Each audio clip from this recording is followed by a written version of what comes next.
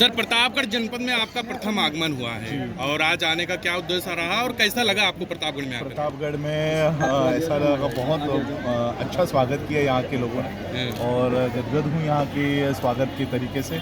बहुत अच्छा लगा और यहाँ पे बहुजन एकता सम्मेलन के माध्यम से प्रिंसिपल प्रेमी जी ने आज जो आयोजन किया था, बहुत बढ़िया समय ये रहा।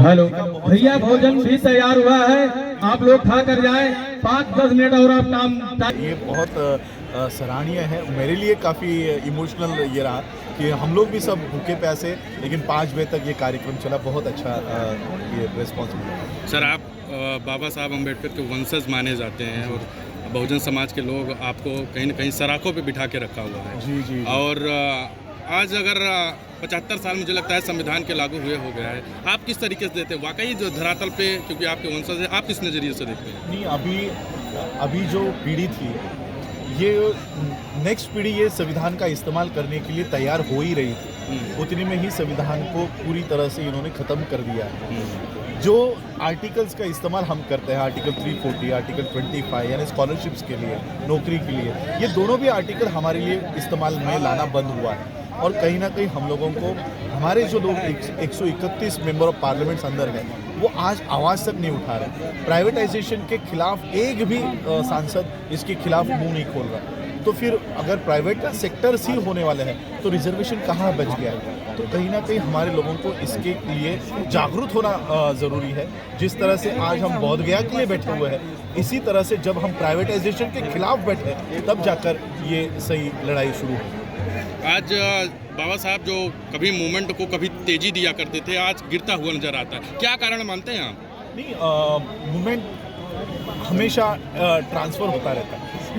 जो लोगों ने मूवमेंट आपको लगता है कि गिर रहा है, ये गिर नहीं रहा। ये यूथ उसको फिर से अपने हाथों में ले रहा है और आने वाले 5 सालों में ये अम्बेडकराइट मूवमेंट ही इस देश का भविष्य होगा। वर्तमान सरकार लगातार जो है संविधान को बदलने की बातें करती है। केंद्र में सरकार उनकी भी है और राज्य में भी कई जगह, मान लीजिए राज्य में है, केंद्र में तो है ही है। लगातार जो है संसद भवन में भी ये आवाज़ उठाते हैं कि अब संविधान बहुत पुराना हो चुका है, इसको बदल देना चाहिए। जी देखिए, मैं तो पिछले 2 या 3 सालों से मेरी खुद की एक FIR किसी एक यूपी के ही महंत पे भी थी। उन्होंने तो 3 साल पहले से ही कहा कि हम ड्राफ्ट बना रहे हैं। उनसे एक पन्ना लिखा नहीं जाता। बाबा साहब को नेग्लेक्ट करके या बाबा साहब के संविधान को हटाकर ये एक दिन भी सरकार चला नहीं पाएंगे। बाबा साहब भले ये उनसे नफरत करते हो, लेकिन आज भी बाबा साहब के दिए हुए संविधान से ही ये देश चला रहे हैं। अभी महाकुंभ लगा था सर, उसमें एक सुगबुगाहट हुई थी, तमाम प्रिंट मीडिया न्यूज़ चैनल ने चलाया। उसमें ये था कि हिंदू राष्ट्र का संविधान बन करके तैयार है और बहुत जल्द जो है उसको लागू कर दिया गया। तो हो सकता है जनता के बीच में लाना चाहते थे, लेकिन किन्हीं कारणों की वजह से अभी कुछ ये मैं पिछले 2-4 सालों से ही सुन रहा हूँ कि हिंदू राष्ट्र का संविधान बने, हिंदू राष्ट्र का संविधान बने। लेकिन चाहे वो हिंदू राष्ट्र का हो या इस्लामिक स्टेट का हो या क्रिश्चियन का हो या बौद्धों का भी हो, किसी भी धर्म का ये देश जो है ये सेकुलर है। किसी एक धर्म का ये देश नहीं है। मैं बौद्धों के लिए भी कह रहा हूँ, हम ये भी नहीं कह रहे कि हम बौद्ध राष्ट्र बनाएंगे।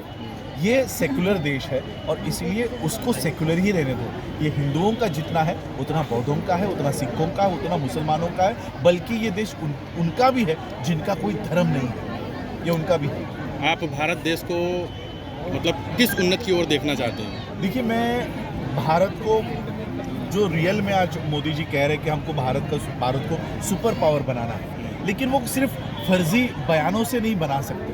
भारत में जब तक हम रियल डेमोक्रेसी नहीं लाएंगे, लोगों में नेशनलिटी की भावना जब तक नहीं तैयार करेंगे, आज मोदी जी की वजह से इस देश में जाति की भावना, धर्म की भावना लोगों में बढ़ती जा रही है। ये भावना ख़त्म करके राष्ट्रीय भावना हम लोगों को जागरूक करनी होगी, तब जाकर ये देश कहीं ना कहीं सुपर 50s में आ सकता है, टॉप 50s में आ सकता है। आज जिस जगह पे आपकी मौजूदगी है, प्रतापगढ़ जनपद सामंतवादियों का गढ़ माना जाता है और वही काफ़ी भय भी रहता है और तमाम चैनल के माध्यम से लोगों ने दिखाया है और हम भी दिखाए हैं। गढ़ किसका है किसका नहीं, इस पर आपकी क्या राय है प्रतापगढ़ के लिए? देखिए, पूरा भारत बाबा साहब के संविधान की वजह से मैं फ्रीली कहीं पर भी घूम सकता हूँ और मैं तो चाहता हूँ कि 1-2 हमारे छोटे मोटे लोगों के ऊपर, निहत्थे लोगों के ऊपर, असहाय लोगों के ऊपर हमला करने से अच्छा आप मेरे बाल को हाथ लगा के दिखाओ।